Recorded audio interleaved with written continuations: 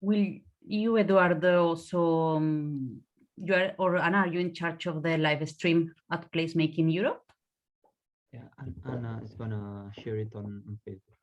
Okay, maybe you can, Bahanur, also mention it, that we are, I mean, also, yeah, maybe mention that we are also streaming. Yeah, streaming from Placemaking Europe. I'm seeing that we are slowly getting people in, and I want to say already hello, welcome. We will be recording this session and streaming on social media. I have today with me Laura, Anna, and Eduardo, who are supporting us within this whole conference. So feel free to get in touch if you have any issues. You can write comments and feedback and so on. And if you have the time, you can also share this streaming from the website, from the social media. We will try to tag also our speakers today.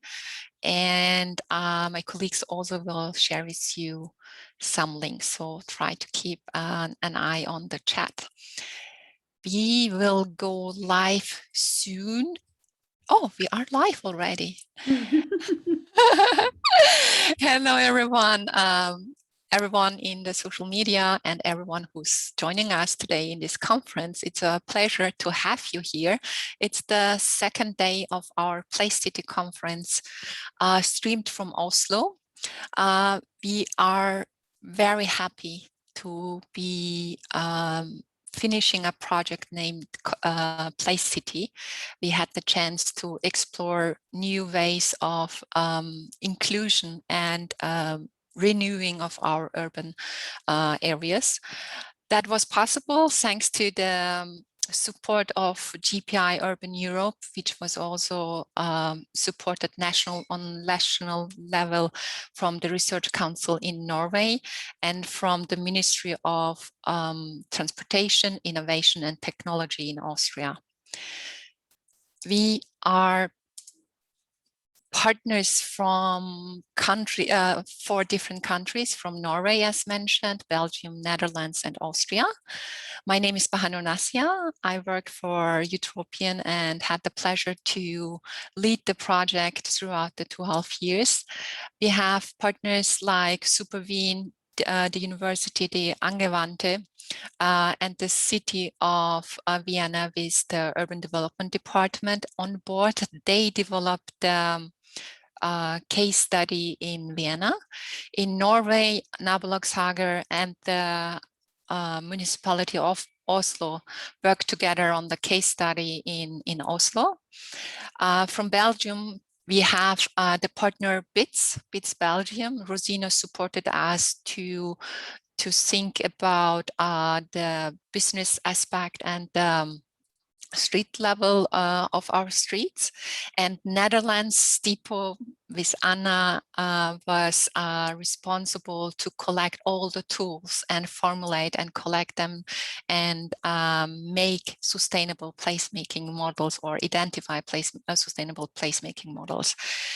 At the same time, we were developing the placemaking Europe network, which got some shape, got a base, a platform we call, which has a lot of stories, activities, tools, and members and working groups. We were talking yesterday about that. It's an open source platform for everyone who wants to achieve change for their neighborhood.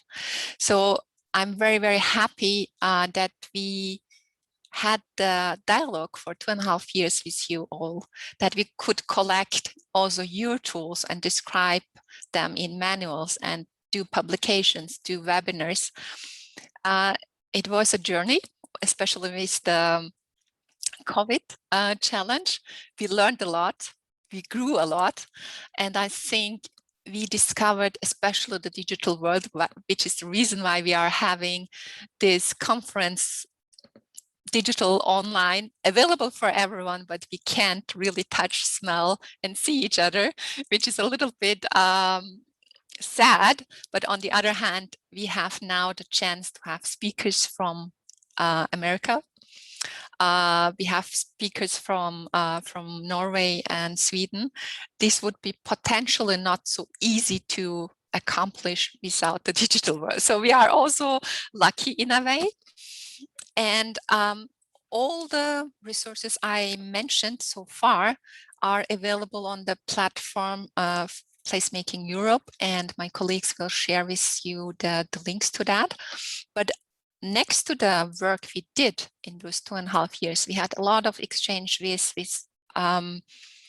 actors of urban change, actors who are advocating for transition, for improving our built environment.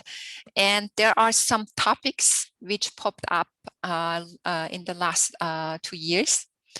Those are social inclusion, the social life after COVID, the post-COVID city in general, the well-being, also with restrictions coming from either seasons, but also from crises like the health crisis.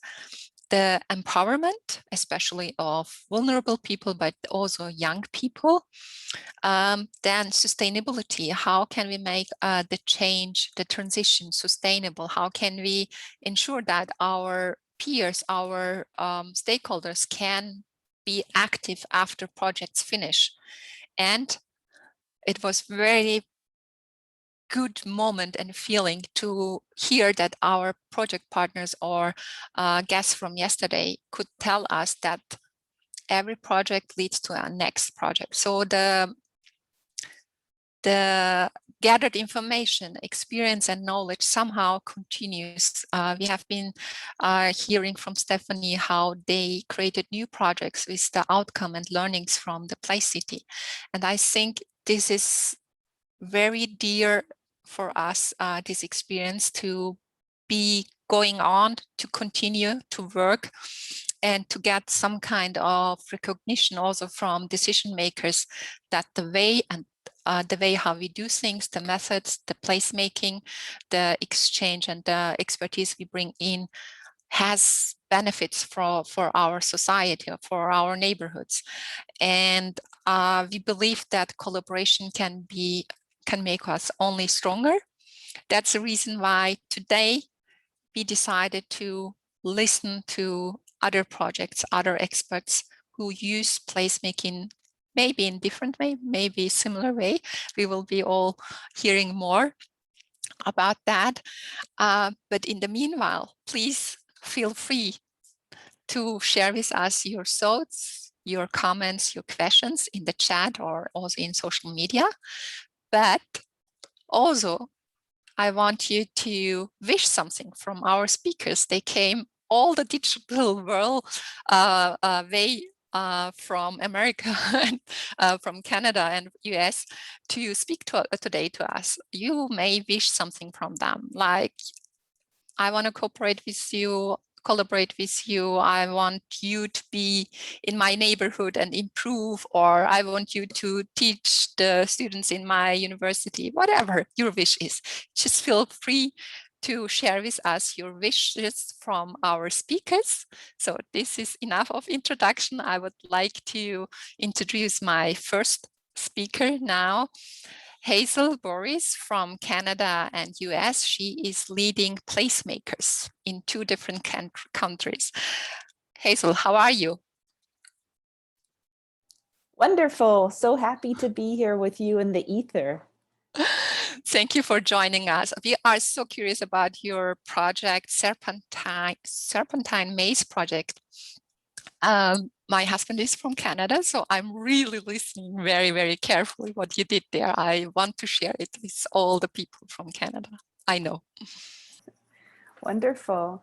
Well, thank you all. It's really lovely to be here today. I live in Winnipeg, Manitoba, which is right in the center of North America.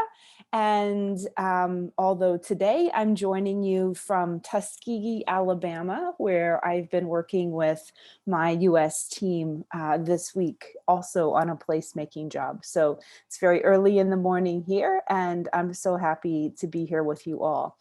I would like to just start from the beginning so you can understand how to get to the Serpentine Maze.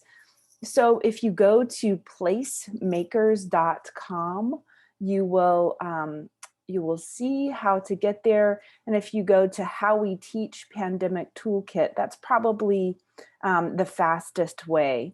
The Pandemic Toolkit is a collaboration from people all over the world, and you will find it here in English, French, Spanish, Portuguese, Arabic, Hindi, Turkish, and Bengali. So it was such a joy working with everyone to look for the hope and look for the things that we can all do together in this process. And so the Serpentine Maze answers 4 of the actions, the 22 actions that are called for in the Pandemic Toolkit. So this is just a manual for rebuilding community health and opportunity post-COVID as a collaborative community set of tools, both with local governments and their communities. And so in doing so, we think it's so important to engage the kids as part of this process as well. So I'll talk a little bit more about that in a moment. But of course, these 22 actions, the most important of all is prioritizing equity and justice. And at a time when this is very much a challenge because of the ones who are most impacted by COVID, usually also having long-term systemic challenges with equity and justice. So this toolkit goes through, after that action 1, which is the hardest, the rest of these actions are the ones that are arranged in the easiest to achieve and the first things people should do. So things like enabling outdoor dining, everyone on earth has been trying their hardest to do that, but the toolkit always gives you 2 options. The easy way to do it, which is just, creating a temporary patio registration form that people submit along with an application fee for their business. But the faster, quicker, easier way to do that would be a government proclamation that allows this to happen without fees or applications. So I'm not going to go through the toolkit really because that's not really what we're here to talk about today, but it is as one of the samples of the toolkit is the Serpentine Maze. So I will just scroll down to action 4, which is to enable outdoor shopping, learning, and places of worship. And as one example of that is the Serpentine Maze pop-up park in Winnipeg, Manitoba. So all of these items in black are hyperlinks to other examples of the Pandemic Toolkit ideas in action. And one other thing I should say about the Pandemic Toolkit as we leave that virtual space is that we've understood as placemakers, as architects, as city planners, as engineers, as economists and community builders, we've understood for a very long time the embodied energy of a building, that if you cart it off to the landfill, you're losing that embodied energy, and those greenhouse gases will need to be done, their usefulness is gone now. And so in the same way, we don't really fully understand the embodied economy of our policies and regulations. So the Pandemic Toolkit is all about it, even in the post-pandemic time that we're entering into,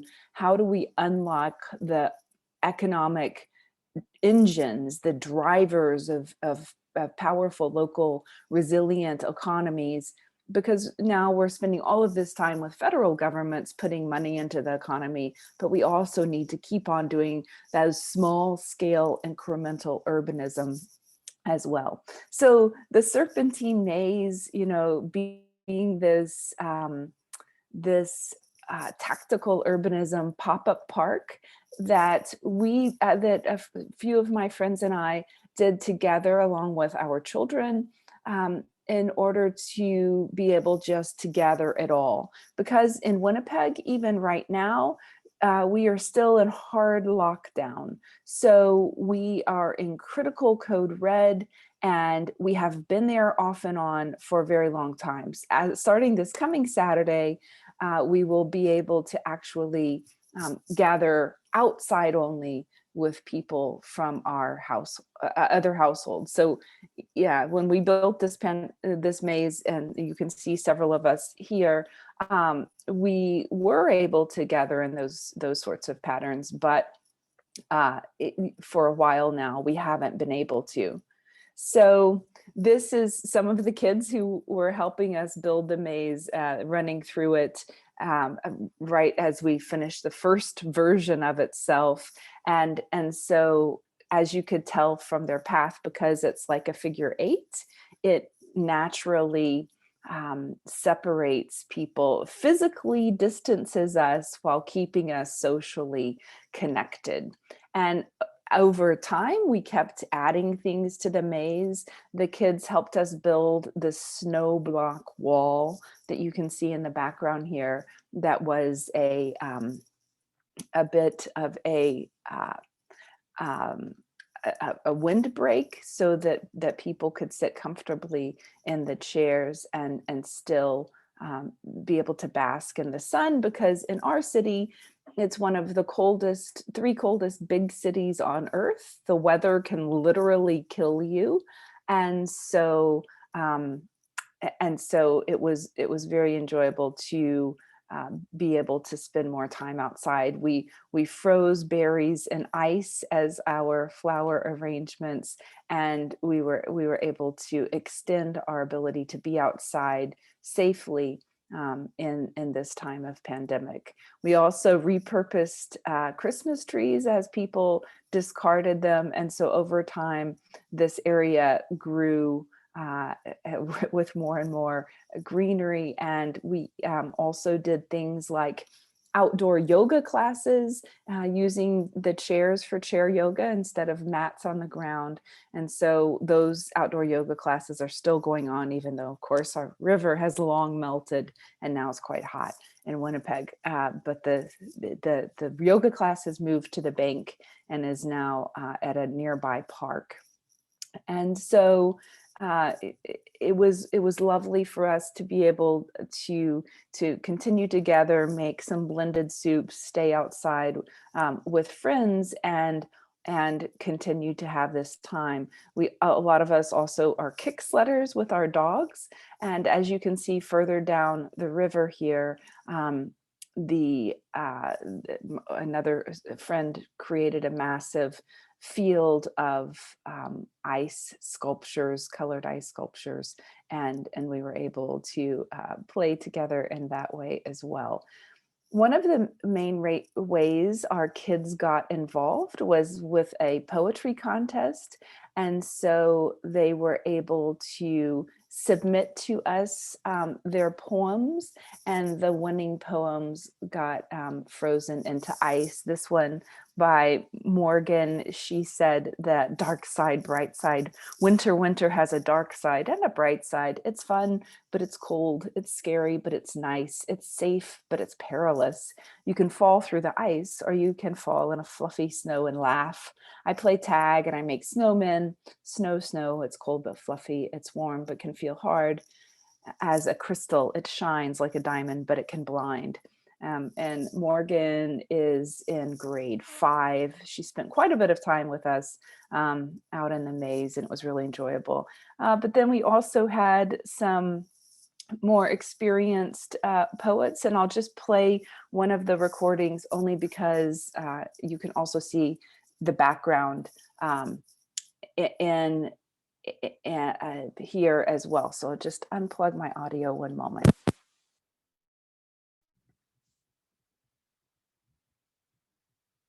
River Vein by Brian Richardson. In its waltz across the plain, the winds and bends of this prairie vein on its course through eons of time to the open heart of Gaia is subject always to the weather and the evolving seasons. Rising and falling, it changes pace to the rhythm of the climate, and how often it is embraced by the reaching arms of Arctic, only time itself can know, through many a slowing of the flow and blanketing with snow. In this moment that is but a trice, humans step into the dance, swaying with every slice of skate upon the ice, of every ski glide in a track, of footsteps on a trail when winter prevails. Thank you very much, Hazel. That was very, very beautiful. I forgot about our poll because we want to know what you expect today. What would you really be excited about learning today? My colleagues created a poll, so you just pick one of the three options, and then we will know for the rest of the day what we have to accomplish to make you happy. So I would say maybe as soon as we get the some results, we will announce them. So the question is, what are you most excited to learn about today? Tactical interventions for pandemic recovery, or how to motivate youth to get involved in their local environment, or co-creation tools during a public space project. So we are curious about your opinion, what you expect from our speakers and from us, and perhaps if we failed or if we didn't know about certain expectations, we can address them in the panel discussion in the end after the presentations. Please don't be shy, just hit the button, whatever interests you more, and we will try to react on your choice or on your wishes. Anna, you tell me when it's, perfect. So 60% would like to hear about co-creation tools during a public space project. I think Hazel gave us good inputs and inspiration about that. If you have specific questions or wishes from Hazel, just feel free to comment in the chat and we will get back to that in the end of the presentations. Thank you, Anna. Our next guest is Lilian Helgeson. Hello, Lilian. She is from the Students' Council in Sweden. How are you? I'm very well, thank you. So nice to be here. You are going to talk about youth involvement in urban planning today. The floor is yours. Thank you. I'm just going to share my screen first. There we go. Can you see my screen right now? Yes. Okay. So, as you heard, my name is Lilian Helgeson, and right now I sit as the president of Sweden's Student Council or Pupil Council. I think we use the different words sometimes, where I work with organizing students and organizing and representing them in subjects concerning their rights in schools, and subjects concerning how they can organize freely to form student councils that are separate from the school in the sense that they don't operate and answer the questions of the principals. They work with the questions that they themselves want to work with. But today I think I'm here more because I've been for a couple of years, and I left this March, I think, as president of Gothenburg City Youth Council, which is I guess it's a branch of Gothenburg, the municipal organization, which is 101 students from the ages from, I think it's 12 to 18, which are voted upon through popular vote. So we are representing the entire city, and we come from all over the city, and we come from all different, cultures and ethnicities, and we represent the city's all parts of the socioeconomic statuses and so on, which creates a very interesting forum because all of Gothenburg is represented in a very different way from how youth organizations usually are built. Because usually but when we look at how youth organizations look, we usually see the same type of people wanting to be a part of them, and those are usually people who have a socioeconomic preferable situation, people who are doing great in school, who have parents who have educated themselves, and so on. And I think what we win a lot on in this organization is that we are a broader spectrum of people. And so we work with lots of different things, but something that we focus on a lot is city planning. And how do we do this? So we work together with all parts of the city that are under the government, and we are sometimes asked to answer questions on projects. Sometimes we present our own projects, and we answer questions from the youth perspective. And why do we do this? I think it's a rather clear answer to this question, because obviously youth are as big a part of the city as grown-ups are. And a problem that we see often is that youth is not as often questioned and listened to in these questions about how we should build our city, because somewhere we believe that youth are on the way to becoming citizens instead of already being citizens from the day they are born. It's like a line drawn in the sand from when you're 17 to when you're 18 and you're legally an adult. That's when you're supposed to be listened to in another way, which creates a lot of problems, I think, because then the city isn't built from all citizens' perspectives. And so we have worked, a lot with these two staircases. I think they're basically the same, but one of them is more directed to youth organization and youth participation. So I'm just going to move the little, let's see. Oops. Okay. So the staircase on the right is more the broader way of using, of looking at participation. So I like to use the example of building a room.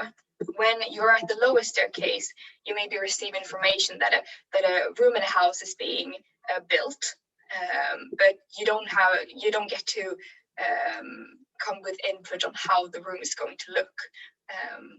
And this is the same for a city. You may be getting information that a building is being built or a mall is being put in, but you don't get to provide your input into those decisions. And the further you go up the staircase, the more you get to have a say in the decisions that are being made in your community. So from active information, it goes all the way up to reformulation of policies.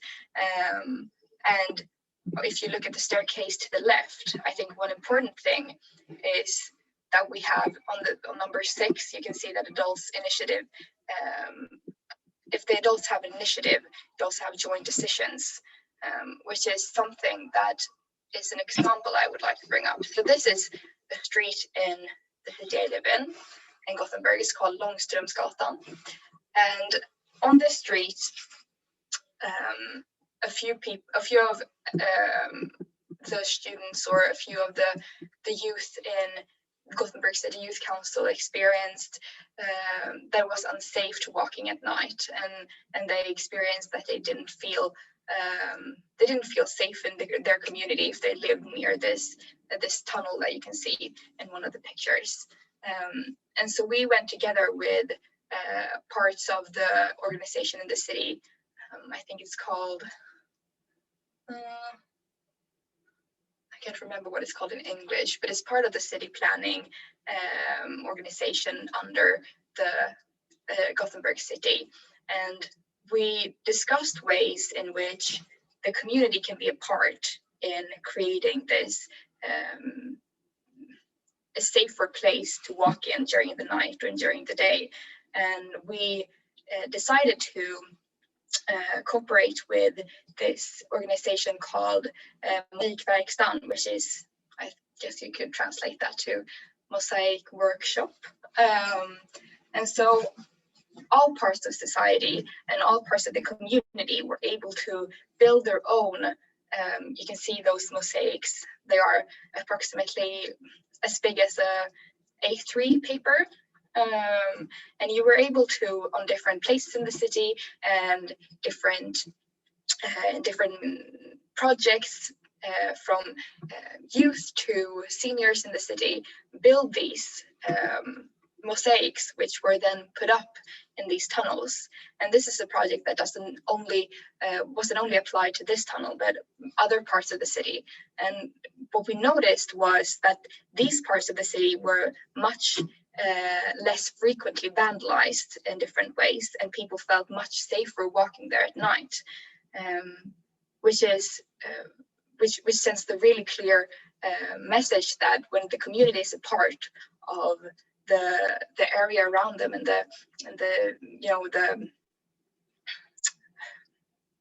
your own the community is part or an owner of a place, then it sends kind of like a different message to passers-by that this place is safe. I guess this is something which we see in most of the places when placemaking is utilized. Absolutely, yes. You can see in one of these pictures here, I'm laughing really much because my colleague wasn't able to cut the ribbon. And now that picture is everywhere in Gothenburg, which is really nice for me. And this is another example, because I've not only worked with placemaking in Sweden, I've also worked internationally. And this example is in Japan, where I worked with a youth organization that wanted to become more a part of the city's decision making and the city's placemaking and the city's, city planning. And the problem in parts of the world which aren't as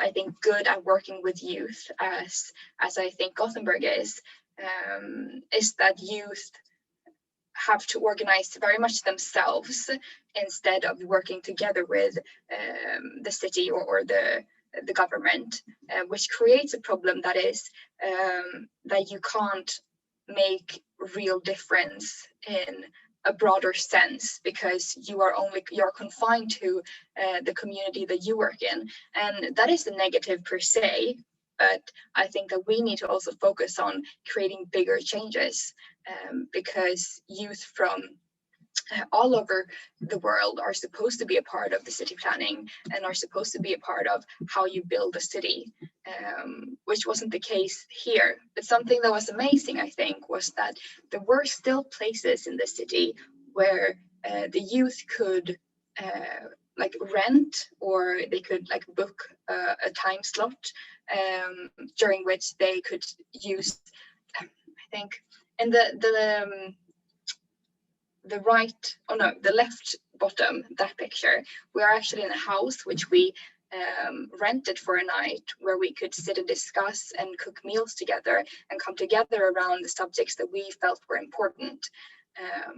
And that in itself was, I think, a very important discussion to have, a very important place to be a part of. And that place was created by the government.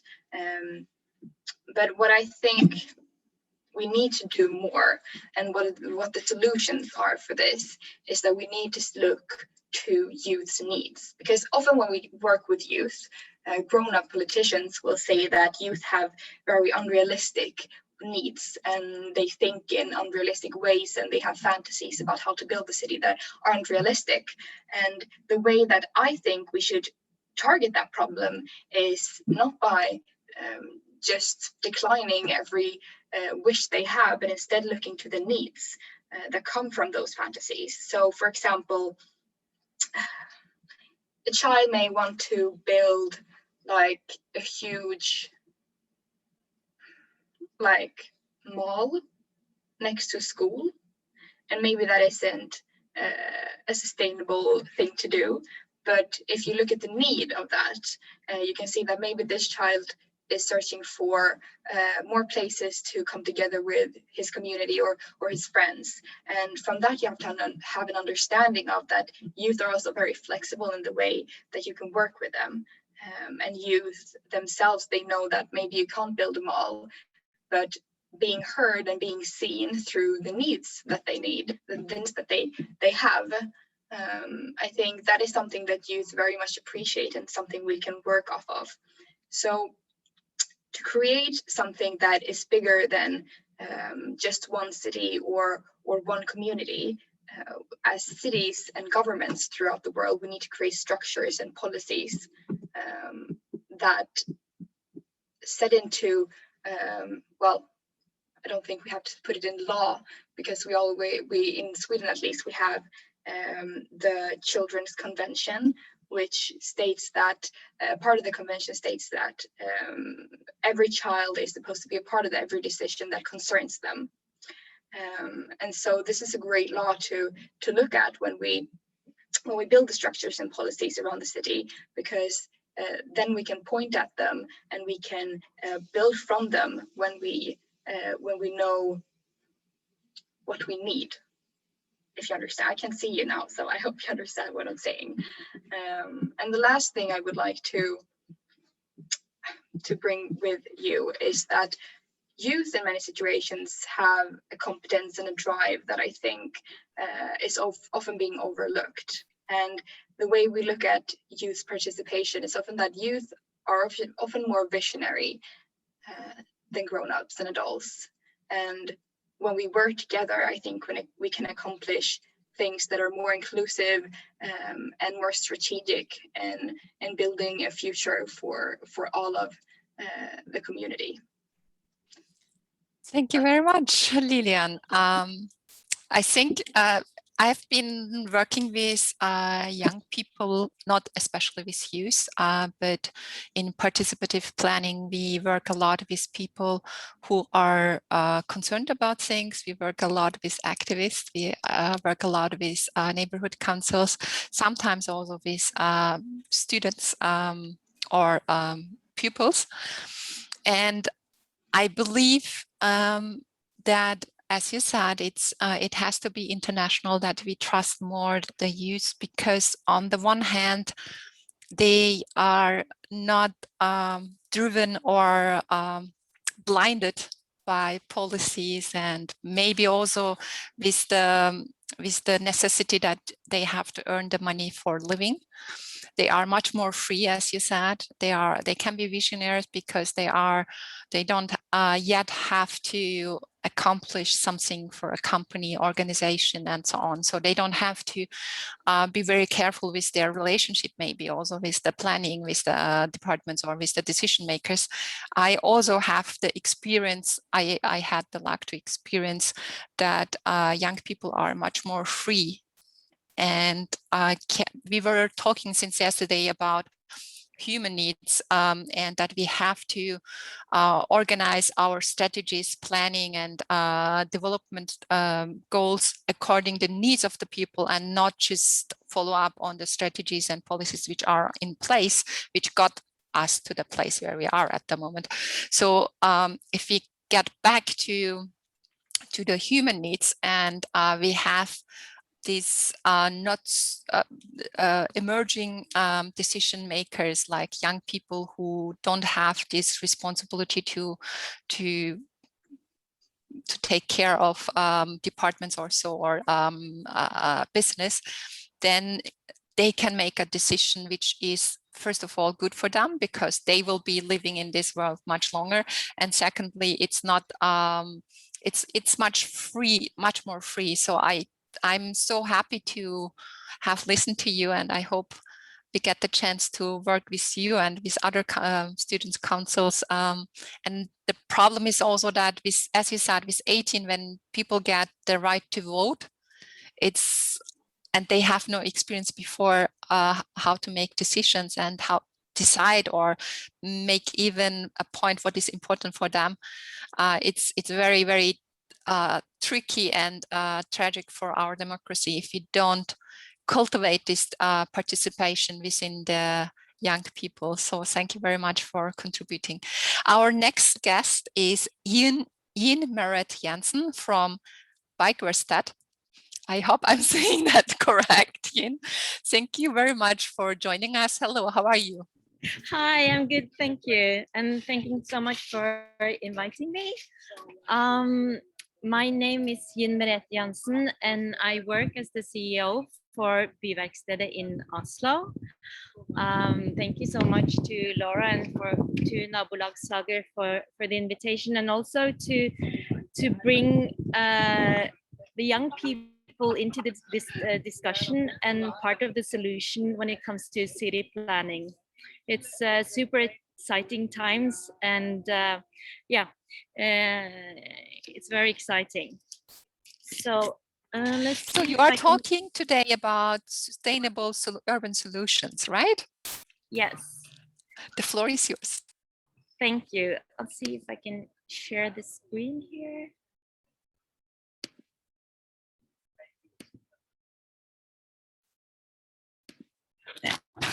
Okay. Okay, I will have a short introduction about Byverkstedet, and then I will talk about two projects that we have, including young people. And I will tell you about three things that I've learned. I mean, amongst 1,000, but working with young people in Oslo. So first, Byverkstedet, which can be translated to the city workshop, is a multidisciplinary company working across the fields of design, architecture, and craft in city development. It's a really interesting mix of people and knowledge who all have the focus on creativity and curiosity and the making. And I do think that all of us, what we have in common is the interest for people, the society that we live in, and also how we can improve our cities through using design as a tool. We work project-based and carry out about 10 projects a year, in which many are directed towards young people. We are a small company, so we have 2 permanent employees and about 20 people in a team with designers, architects, project managers, and so on that we include into our projects. Although Norway, it's a rich country, we can see that it's a rising inequality also in Norway. And in fact, 10% of all the children, they live in poverty, in families with low income. So we believe that money should not exclude the ability for people to take part of activities or in meeting places. So all our activities are free. Okay, so let's see. Our mission is to make the city more inclusive. And the way to do it and the way that we work is to engage people. And like it was said earlier, I really think that young people are crucial in a way of working with an open mind and to do the changes that it's needed in a society that is so rapidly changing. So this is one project that it's actually, we started with quite early on. It's called Kids Design, and it's a design studio where we connect design assignments and needs in the city with work and training for young people. In the studio, we hire young adults that work in a team with professional designers, architects, and project managers, and so on. And together they work with placemaking and the use of design to solve challenges for local customers. So this could be, for instance, making a coffee wagon for a local cafe so that they could be more out in the public. Also worked with park identity and making signs and design to give the park a more visible, both historical, but also contemporary context. And another example is a quite recent project where they did research on how an art festival could work with reach outs towards young people.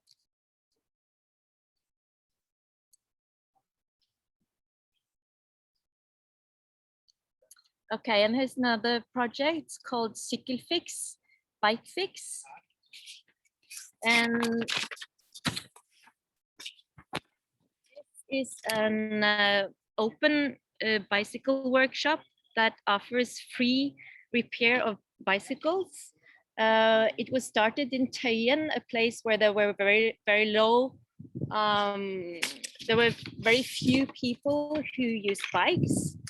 So there was also a need for awareness and also the ability to get a hold of bikes and use it more in the daily lives. So the workshop is run by local youth and is also a place where people can meet and learn about bicycles, reuse and repair. We started Cycle Fix in 2016, and so far it's more than 1,000 bicycles which are repaired through the workshop. And what it does is that it gives young people a central role in the community, and it also gives them paid work, which is really crucial. It's very difficult for young people to, and especially people who don't have a network, to get paid work. And it gives them also training and experience. So,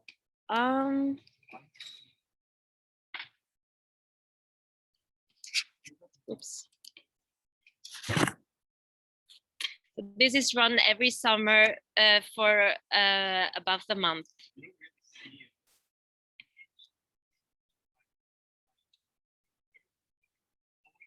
Okay, so 3 things that I think is really important when working with young people. Yesterday I was talking to a politician and I asked him, so what do you think is needed in terms of engaging young people? And he said that one problem is that most of people who, go to the normal process of engaging, the more bureaucratic process, they are white, female, women in the 50s. So we need to invite in young people and we need to make them feel welcome. As I think there are a few people who arrive without an invitation, and this is also when it comes to young people. And they need to feel welcomed, and also in a way, in various ways. So we can't just have one way of letting people engage. And our experience is that the reason why people don't participate is not because they don't want to necessarily, and this includes young people, but it's because there are one way doesn't fit all. So we have to make workshops and different and varied ways of including young people. Yeah, and also outreach activities. That's when we have this project with the Oslo Open, the art festival, who wanted to include more young people. One of the youth said, if Oslo Open, the festival, wants to reach youth, they need to be where young people are. So as simply as that. And also, yeah, so one example in that project was that instead of having the festival activities inside the gallery, they wanted it to move to the shopping mall. So, you know, we have to think new ways. And also when asking young people what they want, they often answer that they want to hang out with friends and have fun. So I think it's important to not underestimate the importance of having fun along the way while you do the important work. And secondly, is to ask and foremost listen. I think very often they are not used to be heard for various reasons, and they have a lot to say. So sometimes it's important just to listen. And also ask questions. Ask them directly what they want.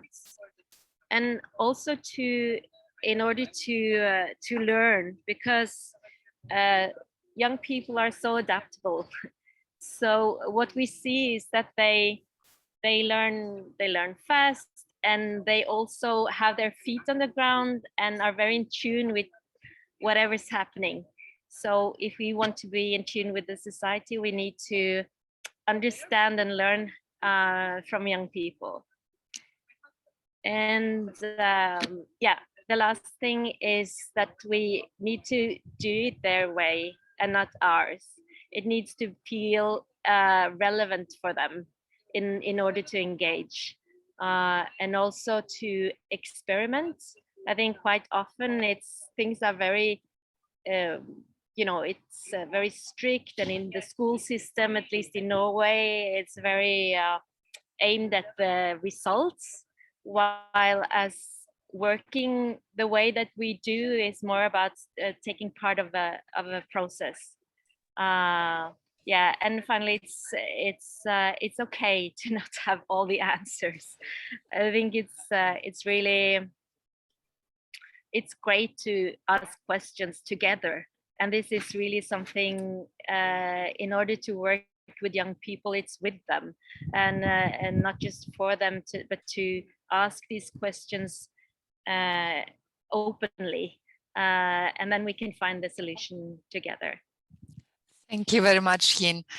So in sum, I would say we have to take youth serious, very serious in their ways of doing things, imagining things, in the ways of how they want to solve problems. But we also have to ensure that they have fun with us and with each other.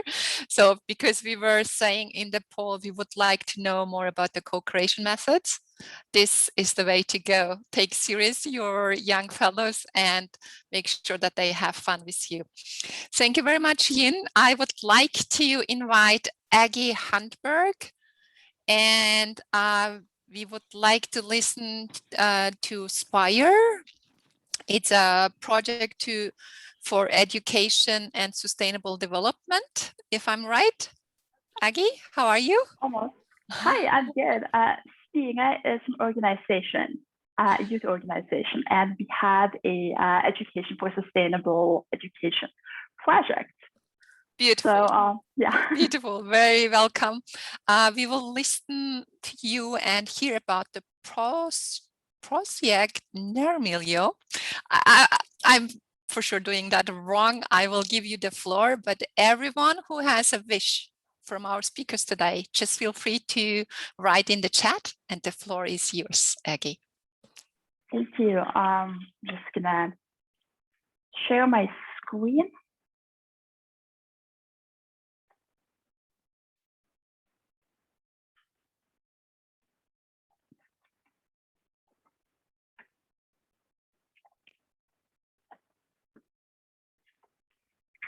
Okay, so I'm here to talk about Project Nermilio, or Project Local Environment in English. It's a youth-led participation and education for sustainable urban development project that we've been working on. So Spire is a youth organization who focuses on environment, and development. Our baseline is that we are big picture oriented. We want to change the fundamentally unjust structures that are the causes for why injustices occur. We work on this in several ways, but we have several committees that focus on climate and the environment, food security, international trade, and most relevant for this section is the committee that works on sustainable urban development. In addition, we also have the Education for Sustainable Development project, which I'm going to talk a little bit more about. But first, what is Education for Sustainable Development? Well, I'm sure everyone is pretty familiar with Sustainable Development Goals. And as a part of goal number 4 that talks about quality education, we have a target that specifically focuses on sustainable development through education. And that is, in my opinion, correctly assessed as one of the chief ways to achieve sustainable development. So by introducing sustainable development in education, kids, young adults can learn about sustainable development, but also understand how they themselves, their local community, region, and nation, and also globally, how we can work together to achieve a more sustainable and just world. So last year in 2020, the Norwegian government launched their updated curriculum. And as part of that, they introduced 3 interdisciplinary topics that are supposed to be present in all classes and all disciplines, if you will. So we have health and life skills, democracy and citizenship, but also sustainable development. And Spire, our opinion is that education for sustainable development and democracy and citizenship go hand in hand. Because as Lilian said, and there isn't a magic button that you can push when you turn 18 and you are like well-versed in how to participate in our democratic society. You have to learn how to navigate all the different channels, the processes, and oftentimes they are not, like Jinn said, they're not very welcoming. It's difficult to do so, and especially if you haven't learned how to do it. So 2 years ago, Spire launched a comic book called Klar, ferdig, produkt, or Ready, Set, Influence. And it's about urban development, power, and youth engagement. And the storyline is that you have a group of young people that all of a sudden learn that their local park is going to be demolished to build a huge housing project, and they don't know what to do. So this comic follows them through the process of finding out about something that they believe is unjust, navigating it, and then accomplishing and preserving it, and also improving their neighborhood and their local environment. And that was the inspiration for Project Nærmiljø, which is a workshop that we made that focuses on sustainable urban development, but also how to get youth to not only participate in decision-making processes, but also feel as though that their contributions result in a youth-led development. So the core question that we ask is, how can my or your neighborhood become more sustainable? And this is a interdisciplinary workshop that includes, among others, social studies, natural science, and geography. It was developed last year, piloted in February of this year, and published online last month. So it is fairly new. We haven't had a chance to try it out as much as we'd like because of, obvious reasons. We can't go into that many classrooms as we'd like. But the project is a case-based workshop consisting of 4 main parts. And like Jinn said, it is so important that it is process-oriented rather than result-oriented. So the project begins with learning about sustainable urban development and sustainable development in general. What is it? The financial, social, and environmental aspects and dimensions of sustainable development and how it can be connected to the world around us and our local community. And then we have a hands-on part where the students go out to explore their local environments and find cases that they want to focus more on. In some cases, it could be a local park that isn't looking the way they want it to, or their local school. Is it sustainable? Can it be changed in a better way? And then in groups, they co-create ideas and suggestions for sustainable solutions. This can be, like Lilian emphasized, making the space feel more safe, including more actors, but also, like in the comic, making sure that there is a place where young people can meet, hang out, and have fun.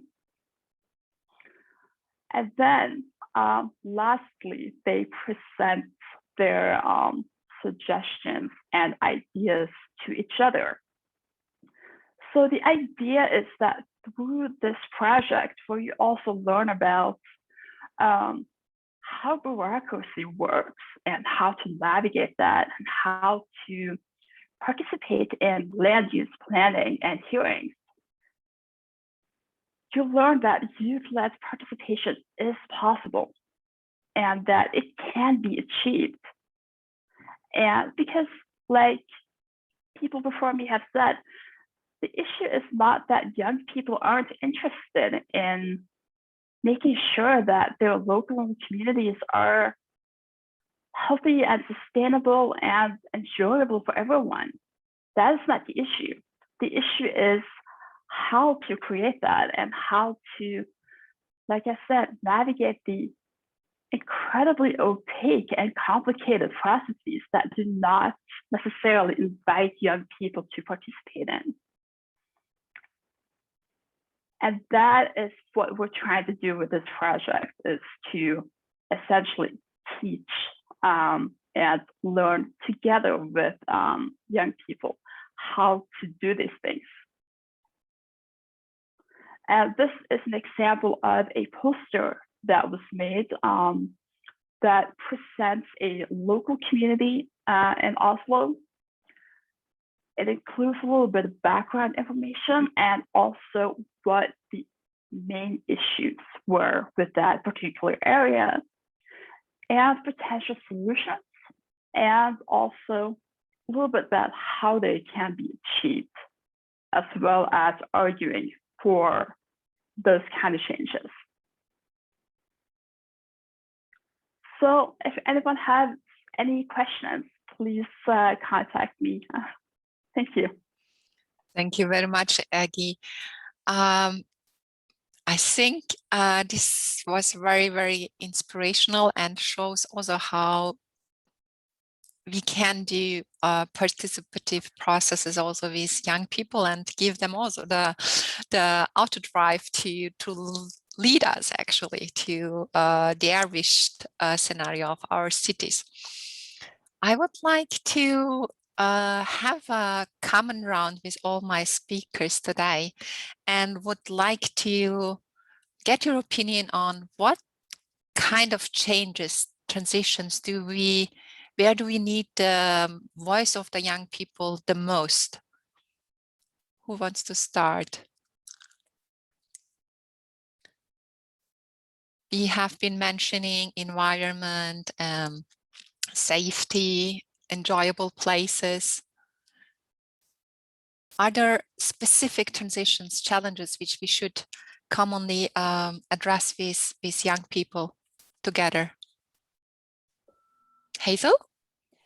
I love the times that we can engage kids with specific physical plans or specific actions. I really loved what all of the speakers talked about today, because so many of them were like measurable, fun, engaging, hang out with your friends sort of things that make long-term change in the beauty and the safety of communities, like you know, the art projects with the tiles and just the ability to fix someone's bike so that you have a good way to get around, but also a good way to engage with others. And I feel like everyone who spoke today, all of these projects increase the social capital of the place. So not only are the kids helping to make a more beautiful, safer place, but also they're making friends. And I think that's just really awesome. So those sorts of kid initiatives, I think, have the most long-term results. And then the kids are like, oh, wait, I made a difference. Let's do that again.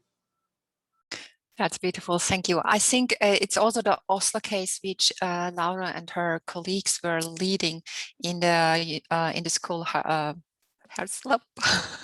in the high school, also showed that when you teach the tools, when you give the space and the time and the budget, things may happen and you get rid of problems which are nightmare for all school administrations, like lack of interest and participation, taking responsibilities and so on. So I totally confirm. Thank you, Hazel. Aggie, would you like to contribute, or what do you think? What are the most important changes and challenges which we should address together with youth? Well, coming from a youth organization, I would rather flip the question as are there any things that where youth should not be able to participate in? I believe that the answer is that young people, kids, like everyone should be able to participate in all projects, because we are all parts of the same community, whether we hang out in the same spaces or not. So I think that the question is, like, I get where you're coming from, but I do believe that everyone should be included in all decisions and processes. Thank you, Aggie. Totally agree. Lilian, how do you see it? Are there specific topics where we should spare the youth the pain? No, I think I agree with Aggie on this one. I agree with also the point that this is, I don't think this is a question which would be asked of other groups in society.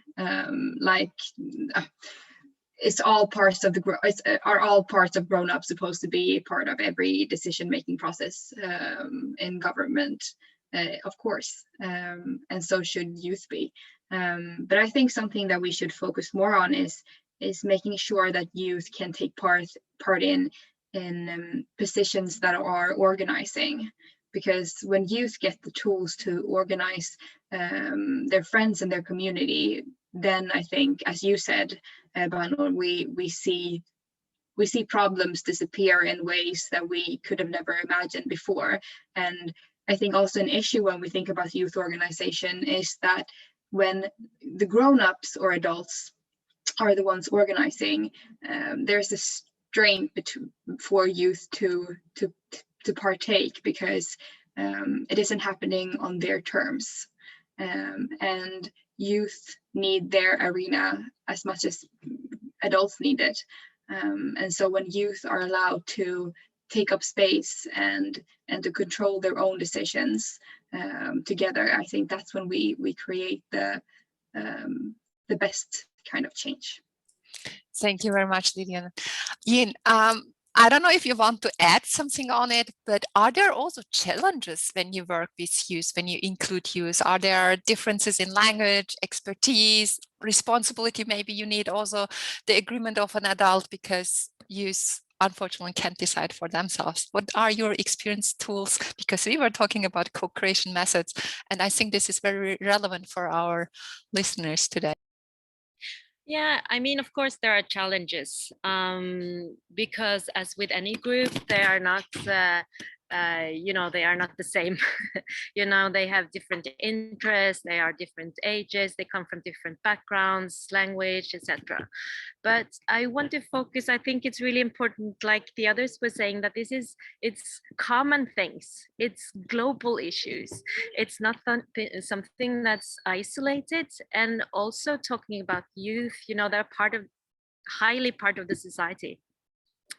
So I think giving them space and also let them be in the driver's seat, giving them tools, of course. I mean, this is always a balance for us as designers to see, okay, they are not, I say we work with kids design, they are not designers, they don't have 7 years of architectural, schooling, but they are competent.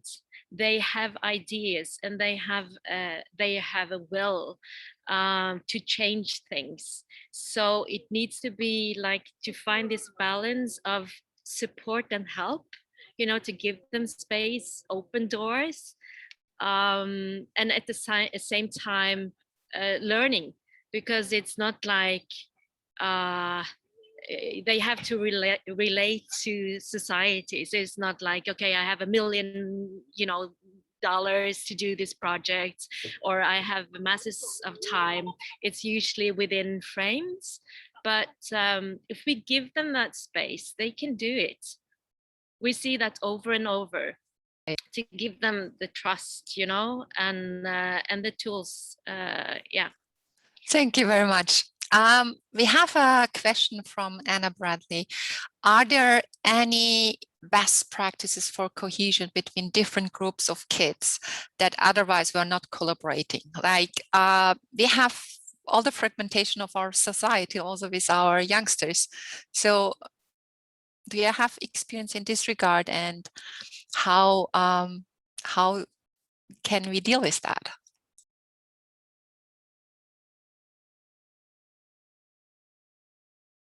Hazel, would you like to react? Sure. For us, I think my favorite tool for that, it was just one example I shared in the chat earlier, in which my son, who was 12 at the time, led a group of kids, 7 neighborhoods in our downtown, and we were engaging on a strategic plan. And so he worked with some local architects to extract from SketchUp and from CAD a Minecraft 2-scale model of our downtown, and he took it out on 7 laptops and a folding table and chairs into all of our downtown communities, and asked the kids what did they love the most and how to model that in this Minecraft world, and what are the things that scared them and how to make them less scary, because he was dealing with kids who were like from maybe 6 to 16, and he did run into several kids who didn't really speak any of the languages that the sub-consultants of his 12-year-old friend, 2 friends that he hired, who both spoke 3 other languages each, but we still ran into kids who spoke different languages. And so, but they understood how to make Minecraft or play Minecraft. And so they were still able to work together. So I guess just coming up with some tool that's obvious. So, you know, sometimes when we do tactical urbanism pop-up parks, sometimes it's all about, you know, planting the flowers in the pots that create the edge of the parklet. And it doesn't matter what language you speak, it's obvious how to do it. So I guess when there are those sorts of barriers, to come up with some commonality that everyone knows how to do anyway. And so people feel like they have a place and they can contribute even if we don't 100% communicate on some aspects of it, I guess. Thank you, Hazel. Lilian, how do you do that? Because you said your students' council is for all use in your city. So I assume there are a lot of different voices, shapes, and colors, and voices and languages. How do you do that in your city?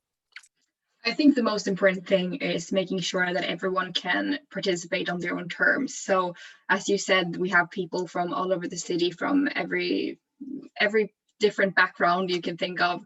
And what we see is that when we let everyone partake in the way that they want, obviously we still have a structure. We have something we need to get done. For example, we need to answer a written question by from a part of the government, for example.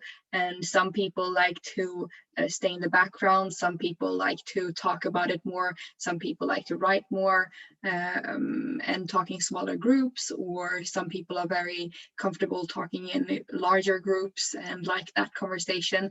I think that like the red thread is that we need to have different ways of participating and making sure that every single one is being taken care of, or that every single way of participating is being listened to, I think. Yeah. Thank you, Lilian. I don't know if Jinn and Aggie want to react to that question. Otherwise, I would have a next follow-up question, which is pretty much connected. No? So Rafael is asking, Rafael Pascual, in use-based co-creation settings, have you noticed consistent differences in the prevalence of inequalities related to gender, culture, class, as compared to collaborative settings involving adults? Thank you, Rafael. I see you now. Very good question. Aggie or Jinn, would you like to react? Sure. I don't have that much experience with adult settings, having primarily worked with youth-based co-creation and in classrooms as a former teacher myself. And yes, there are differences between groups of young people based on class and culture, but also gender. And like Lilian said, I think that the common thread in successful co-creation and collaboration is making sure that all participants are feel included, are actually included, and they feel as though they have a say and that they're able to impact the end result.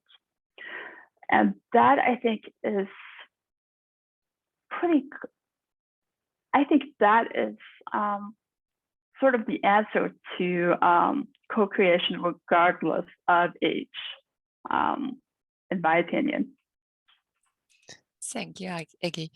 Jinn?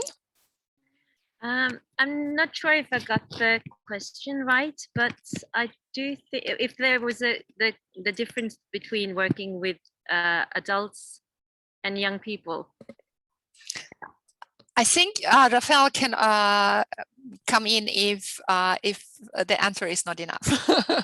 Yeah, I mean, obviously there's a huge amount of diversity in all groups in terms of the sophistication with which one deals with inequalities. But basically, I was wondering whether, in your experience, sexism and differences in involvement based on culture, etc. I was curious whether typically you find it to be less of a problem among young people or more of a problem, or if it's just impossible to distinguish on that basis. Right. Okay. Yeah. Well, I do think what's really amazing is that it's growing up a new generation, which they are colorblind. You know, they are used to mixed classes. They are used to people from different backgrounds, and for them. I mean, I have a son who's 12 and one who's 18, and for them it's not really a problem, you know. But of course there are differences. Like I was saying, there are inequalities, and we've been working a lot in places in the city where people are less fortunate financially and don't have the same resources. But our aim is to sort of look beyond, you know, these boundaries and not focus on it. Okay, we have to, for instance, when we say that it's a workshop is free, you know, it's we think, of course, because there are people who can't pay for it, but it's not like a big issue. That's not the focus. The focus point is what you can do together. And I think young people are really good at this. And also when it comes to like the one solution, because as it's been mentioned a lot that, you know, people are different backgrounds as well with when it's grown-ups. So it's the collaboration, the focus on what you do together. You know, sometimes it can be a bit like me, what's my, but that's not the mindset. The mindset is more, okay, what can I contribute to? So yeah, and I guess that's no difference between young or grown-ups. Thank you very much, Jinn. Hazel, you wanted to react, and I have a follow-up question. Maybe you can sum us up. I made the experience that it's not so much the cult. Maybe it's connected, not so much the gender, the culture or class or whatever our definitions are, how we divide our population. But I have experienced that people, or especially young people, who don't get the attention enough from family, schools, because they are in a dropout school, for instance, where they are always the black sheeps and stuff like that, that kids and youngsters who don't get enough attention in their regular lives from family, from school and so on, that they can thrive in such non-formal education. I don't know how the situation is in Canada, or in America. So I would like to hear from you. You can also react to Raphael's question, of course, but I would like to know if you have any experience in this regard. That's a really good question. I think my experience in that regard is probably the most in the communities of people currently experiencing homelessness. And I think in this regard, you know, I think it's a lot to do with the tasks that we ask folks to engage with. And if the tasks are very focused on co-creation of things, then I think that creates that common ground and that increases equity more quickly than if we're just asking them, you know, to come in and give input on something that the designers have already created. So I think the difference between like inviting someone to dinner where you've already set the table versus helping them, asking them to come in and set the table with you and cook with you and decide on the ingredients and decide on what their tastes are and what they need. And so when we invite the communities who are more marginalized for whatever reasons, and at the beginning, it seems so much more effective at the end. And we end up with things like, you know, community gardens and community kitchens and job training focused on the things that they're interested in. And so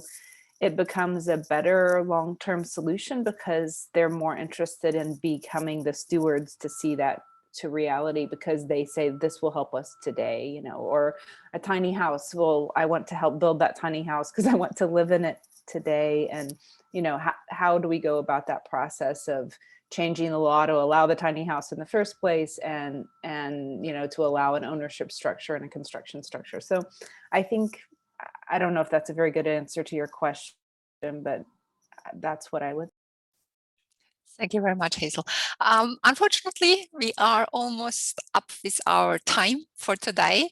I really enjoyed the talk a lot, and I would like you to say a few closing words to our audience. You may also wish something back from our audience. So I would like to start with Lilian. She was a little bit silent in the last few minutes. Sure. Well, I was thinking about what Hazel just the question Hazel answered, and I thought about how, of course, gender and race and socioeconomic background plays in, and how much you contribute and how much you take part in democratic processes. But if I were to say a few last words, I would say that if you continually show people that their voices are valuable and that you show them that their voices can create change, that's how you build a strong democratic society, and that's how more and more people will partake and build things together. Thank you very much, Lilian. Aggie, would you like to add a few last words for today? Sure. First of all, thank you so much for having me. And it's so difficult to follow up on what Lilian said because I agree. And it is so important to make sure that everyone is included and has a right to co-create social and environmental justice in all parts of the planning and all processes that affect the world around us. Thank you. Thank you very much, Aggie. Yin, what would you like to add? Or would you like to add? Yeah, I guess maybe that it matters, you know, no, if it's a small project, if it's one person, if it's a class, you know, if it's the whole community, it really matters. It makes a difference. And that's what we see so many times. It might be, you know, a lot of what we do is qualitative work and not in the quantitative, but it really makes changes. And if one person, you know, experience to be listened to and be included, you know, that's just gonna, you know, add up. So yeah, no matter big or small, it matters. Thank you very much, Yin. Hazel, would you like to have a few words? I just wanted to say thank you. It was such an inspiring conversation today, and I really love the ideas that everyone shared. And I think, you know, as we talk about this idea of placemaking, I think it's just so important to make space. And I think that's so much what everyone was talking about today, is just making space for all of those different voices, different perspectives, and different ideas for ways that we can gather and co-create. So thank you for making space for someone on this continent. It was really great, especially in a time that we can't come and visit each other. It did my heart good, so thank you. Thank you very much to all of you for participating. And I would like to read Raphael's also anecdote from Toronto.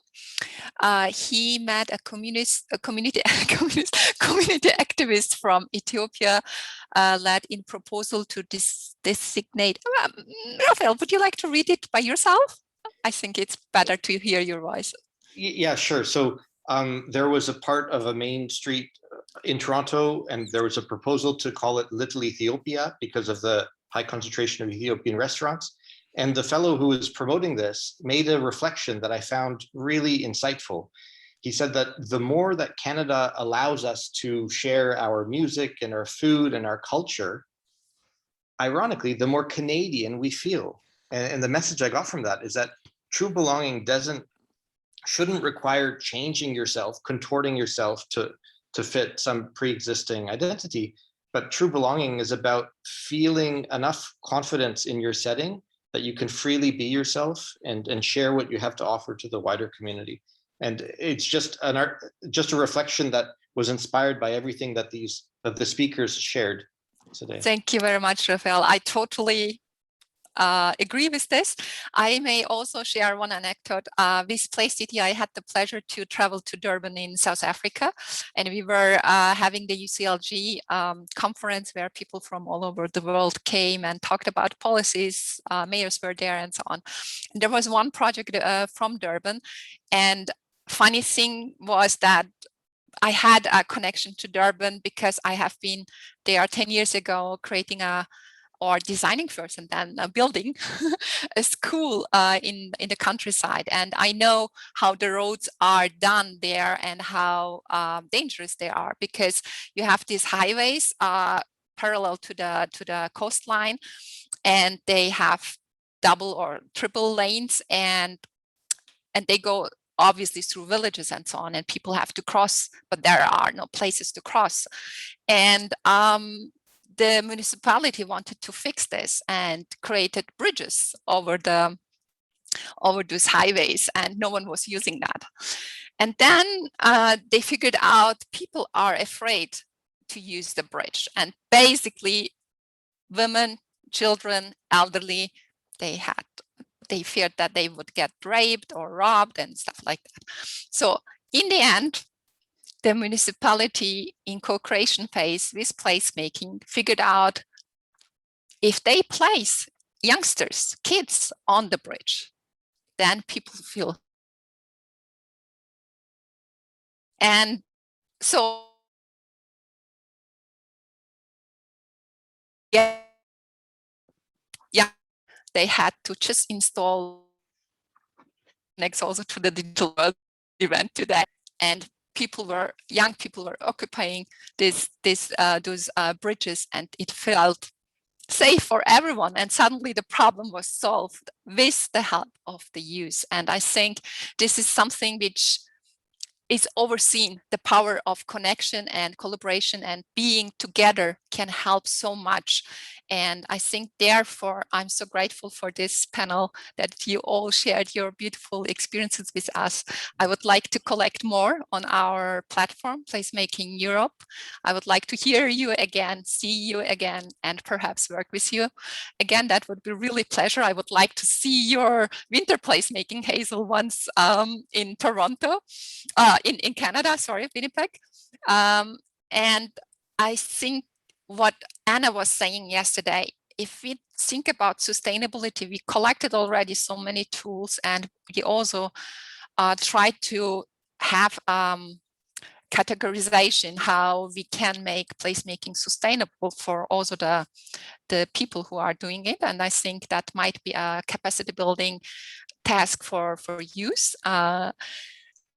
But the important part is that we share, keep on sharing, work together, so we can explore more what we can benefit, how we can benefit from collaboration and inclusion of youth and other excluded people in all those regeneration processes. It was a great pleasure for me to be in this conference and to moderate today's conference. Please, let's stay in touch and feel free to connect with our speakers and us. My colleagues are sharing all the links, and we use also the email addresses and so on. We are on all social media channels, and yeah, let's continue make things much better than they are right now. Enjoy your day. Have a wonderful weekend. See you next time.